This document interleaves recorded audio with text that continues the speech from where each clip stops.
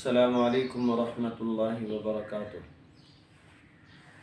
سامعین محترم، میرے عزیز مسلمان بھائیوں، دوستوں، بزرگوں اور مسلمان کی حیثیت سے میری مسلمان ماؤں، بہنوں، بیٹیوں، آج میں آپ کو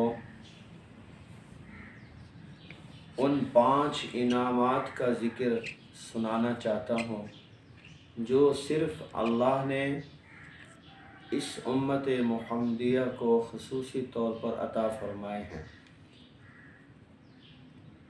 حدیث مبارکہ کا خلاصہ ہے، اور جب میں اس حدیث مبارکہ کے خلاصے کو آپ کے سامنے رکھوں گا تو یقیناً آپ محسوس کریں گے کہ واقعی اللہ تعالی نے یہ 5 انعامات ہم جیسی امت کو عطا فرمائے ہیں۔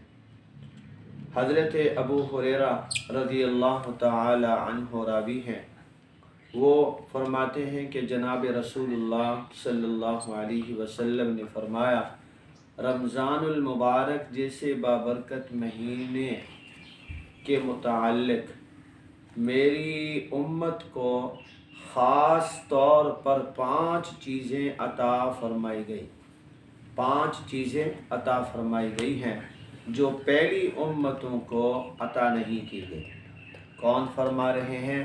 جناب محمد عربی صلی اللہ علیہ وسلم جو خاتم النبیین ہیں، وہ حضرت ابو ہریرہ رضی اللہ تعالی عنہ کے واسطے سے یہ حدیث مبارکہ سنا رہے ہیں کہ میری امت کو اللہ نے 5 انعام سے نوازا ہے جو پہلی امتوں کے اس طرح کے انعامات نہیں دیے گئے۔ نمبر 1 فرمایا، روزے دار کے منہ کی جو بدبو ہے اللہ تعالیٰ کے نزدیک مشک سے بھی زیادہ پسندیدہ ہے۔ سبحان اللہ۔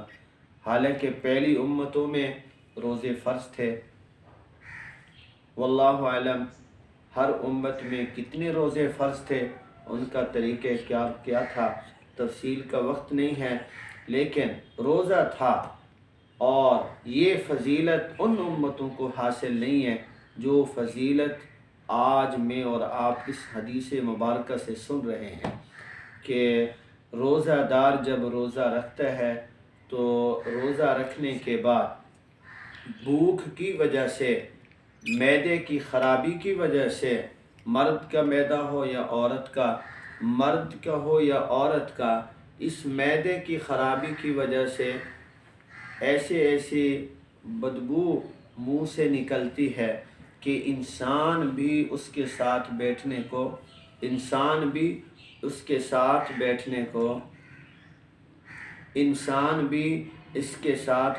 کے لیے تیار نہیں ہے۔ تو جب تیار نہیں ہے کہ بھئی کیوں تیار نہیں ہو، تو وہ کہتا ہے کہ آپ کی منہ سے بدبو آ رہی ہے، خوشبو کی بجائے بدبو آ رہی ہے۔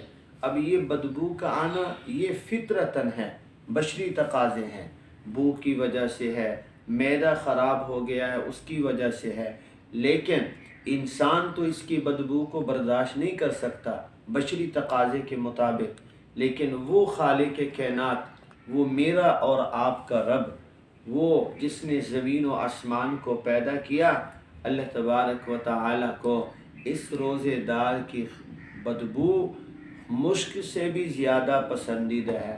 کیوں؟ اس لیے کہ اس نے روزہ رکھا ہے اس خالق کائنات کی وجہ سے۔ لازمی بات ہے، جس کو جس سے محبت ہوتی ہے تو اس کی ہر ادا پسند ہوتی ہے۔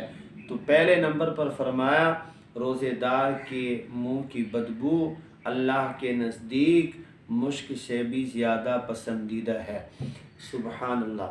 نمبر 2 فرمایا کہ جو روزہ دار ہے، مرد ہو یا عورت ہو، خوش نصیب ہے وہ جو اس ماہ مقدس میں اپنے آپ کو تیار کرتا ہے، قربانی دیتا ہے، اور اپنے جسم کو اس لیے تیار کر لیتا ہے کہ بھئی میں نے ہر حال میں روزہ رکھنا ہی رکھنا ہے۔ اور اس روزے کی فضیلت سبحان اللہ، کل جمعے کے دن میں گزشتہ جو جمعہ گزرا ہے उस जुमे के बयान में भी यही बात चल रही थी।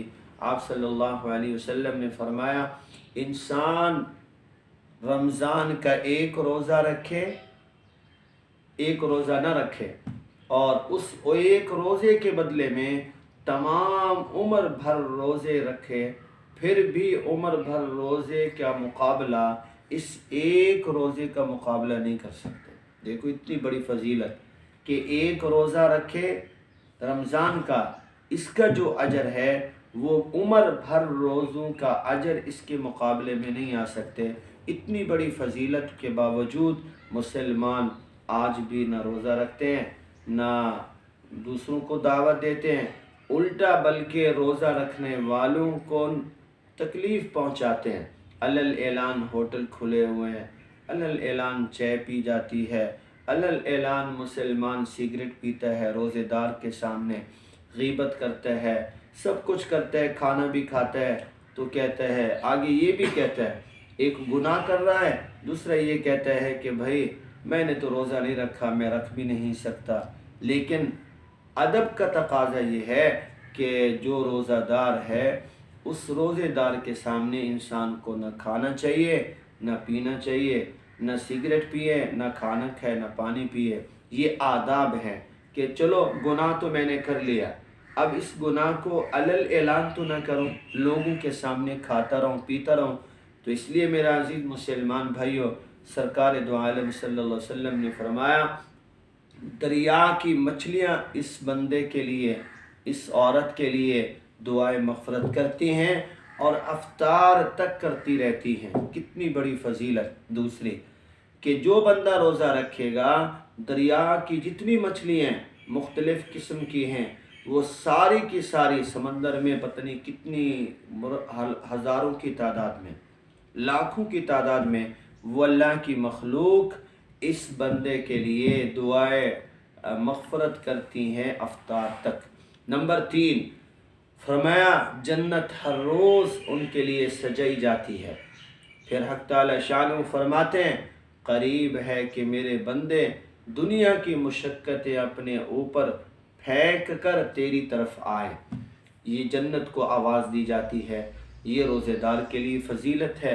नंबर 4 फरमाया, इस माह मुबारक में सरकश शयातीन कैद कर दिए जाते हैं, वो रमज़ान में उन बुराइयों की तरफ नहीं पहुंच सकते जिनकी तरफ गैर रमज़ान में पहुंच सकते हैं। क्या मतलब कि रमज़ान में शयातीन कैद होने की बिना पर रोज़ादारों को गुनाहों पर नहीं उभार सकते, रोज़ादारों पर या रोज़ादारों को गुनाहों पर नहीं उभार सकते। लेकिन इंसान नफ्से गुनाह कराने में शैतान से कम नहीं है, और गुनाहों का चस्का भी गुनाहों की पटरी पर चलता रहता है। ताहम फिर भी गुनाहों की कमी और इबादत की कसरत का हर शख्स मुशाहिदा करता है। तो देखें, शैतान कैदो बंद में आते हैं तो इंसान कम से कम और नहीं अपने रोज़े की हिफाजत कर लेता है, अपने आप को बचा लेता है। बहरहाल इतना ज़रूर है कि इस माह मुक़द्दस में मुसलमानों से गुनाह कम हो जाते हैं। जो एक कसीर तादाद में गुनाह हो रहे होते हैं, मुसलसल तरीके से हो रहे होते हैं, तो कुछ न कुछ अदब आ जाता है, एहतराम आ जाता है, अल्लाह का खौफ आ जाता है, तो अपने आप को गुनाहों से बचाता है। नंबर 5 फरमाया, रमज़ान की आखिरी रात में रोज़ेदारों के लिए मग़फ़िरत की जाती है। वैसे तो पहले ही रमज़ान से मग़फ़िरत का ऐलान हो जाता है, और यहाँ ये फजीलत बचाई जा रही है कि अब मज़दूर को मज़दूरी मिलने वाली है। जब मज़दूर फारिग होता है तो उसको मज़दूरी मिलती है। तो फरमाया, रमज़ान की आखिरी रात, हम आखिरी रात कहाँ गुजारते हैं? बाज़ार में, ख़रीद व फ़रोख्त में, कपड़े ले रहे हैं, जूते ले रहे हैं, साजो सामान ले रहे हैं, सेमियाँ ले रहे हैं, स्टोर पर जा रहे हैं। खाली खुद नहीं जा रहे हैं, बल्कि मेरे और आपके साथ बीवियाँ भी मौजूद, बच्चे भी मौजूद, बेटियाँ भी मौजूद। बेपर्दगी अपनी जगह पर, ہر چیز کو ہم نے کھلا اعلان، یعنی جو کچھ ہم نے نیکی رمضان میں کمائی تھی وہ ہم رمضان کی آخری رات میں ضائع کر رہے ہیں۔ چاہیے یہ تھا کہ ہم آخری راتوں میں، رمضان کی ان بابرکت راتوں میں اپنی ان تمام نیکیوں کو محفوظ رکھتے عید کی نماز تک، پھر بعد میں جو بھی ترتیب ہو۔ لیکن مسلمان کا شیوا یہ نہیں ہے، مومن کا شیوا یہ ہے کہ زندگی رمضان جیسی، اس کی موت عید جیسی۔ یہ مقولہ ہے بزرگوں کا کہ زندگی پوری رمضان جیسی گزارے، صرف رمضان کا مہینہ نہیں، یا رمضان کی آخری رات یا عید کے دن تک نہیں ہے، بلکہ مومن کی شان یہ ہے کہ یہ زندگی پوری رمضان جیسی گزارے اور اس کی موت آئے گی عید جیسی۔ عید پہ خوشیاں ہوتی ہیں، دشمن بھی خوشیاں منا رہا ہوتا ہے اور ہر مسلمان خوشیاں مناتا ہے، تو موت کے وقت ایسا مسلمان کہ اس کو خوشی محسوس ہو رہی ہوتی ہے کہ میں اپنے رب کے پاس جا رہا ہوں۔ تو اس لیے میرے عزیز مسلمان بھائیو، رمضان کی آخری رات بازار میں نہیں گزارے، اللہ کی عبادت میں، اعتکاف میں، مصلی پر تلاوت میں، اور نہیں تو کم از کم فرض نماز تراویح پڑھنے کے بعد اپنے گھر کی چار دیواری میں رہیں۔ بازار تو پسندیدہ جگہ نہیں ہے، سب سے گندی جگہ میرے پیغمبر صلی اللہ علیہ وسلم نے فرمایا بازار ہے۔ اس لیے کوشش کریں کہ رمضان کی آخری راتوں میں اپنی تمام نیکیوں کی حفاظت کرتے ہوئے عید کی نماز تک تو پابندی کریں۔ اللہ عمل کی توفیق دے۔ فرمایا رمضان کی آخری رات میں روزہ داروں کے لیے مغفرت کی جاتی ہے۔ سبحان اللہ۔ صحابہ نے عرض کیا یہ شب مغفرت شب قدر ہے؟ فرمایا نہیں۔ کیا فرمایا؟ نہیں، بلکہ دستور یہ ہے کہ مزدور کو کام ختم ہونے کے وقت مزدوری دے دی جاتی ہے، تو یہ مزدوری کا وقت ہے۔ اللہ اپنے بندوں کو مزدوری دینے کے لیے ان کی مغفرت کا اعلان فرماتے ہیں۔